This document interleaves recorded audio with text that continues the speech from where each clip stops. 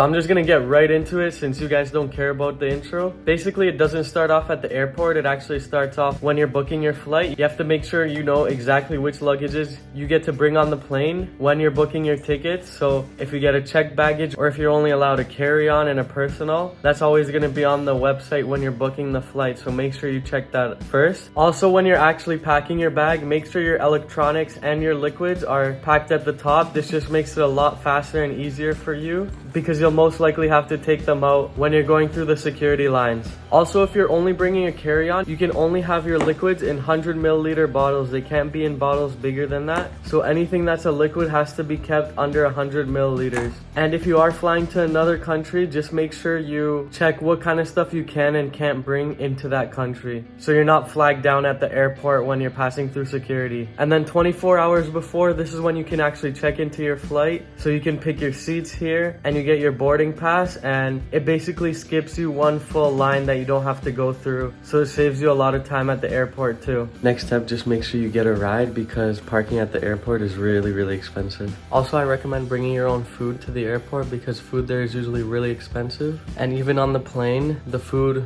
might not be very good, even if there is any. But you can check what meals you're getting on your flight itinerary with whichever booking service you use to book the flight. Bye, Teddy.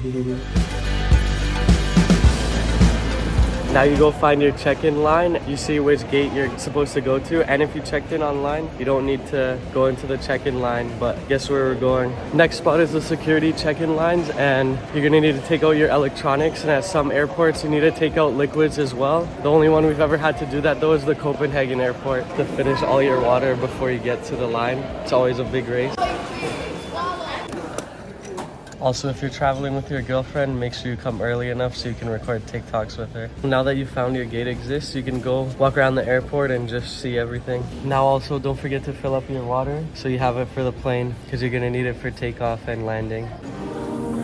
And then an hour before the flight is supposed to take off, you can start boarding. So they usually do first class first, then like people with kids. And then if it's a big plane, they do it by sections. But you want to try to be at the front of this line. Everyone tries to be at the front of the line. So it's usually like pretty busy. But then sometimes the carry-ons fill up at the top and you'd have to check in your luggage. So you want to be able to put it into the overhead compartment. Also, each airport is different with how you get to the plane. My least favorite is when you have to take a bus to the plane. Everyone on the flight just crams into one bus and then you get driven to your plane. There's also some that you just walk to your flight, which is fine. Or there's some where you walk through a passenger boarding bridge to get onto the plane. Now that you're on the plane, you need to find your seat and put your luggage in the overhead compartment. Then you get into your seat and you have to put your personal bag under the seat in front of you. Now you just wait until the plane takes off, which usually takes a bit of time because you need to wait for everyone to get settled and the flight attendants to check everything and make sure we're good to go.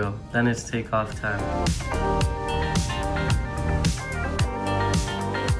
Now it's time for the customs of the country you just got into. They'll just ask you questions about why you're coming and how long you're staying, and also if you're bringing the forbidden items. Next, it's time to pick up your luggage if you brought one, or if not, then you're free to go. Sometimes there's another luggage check once you arrive in the country, but sometimes there isn't. Now it's time to get to where you're going. Usually a taxi is going to be the most expensive option no matter which city you're in, but that's probably the most efficient option as well.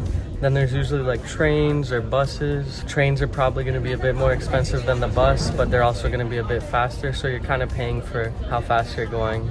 But all of these options are usually like right at the airport, so they're going to be easy to find. I really hope you enjoyed this video. Please like and subscribe because it really helps me out, and I'll see you again in the next one.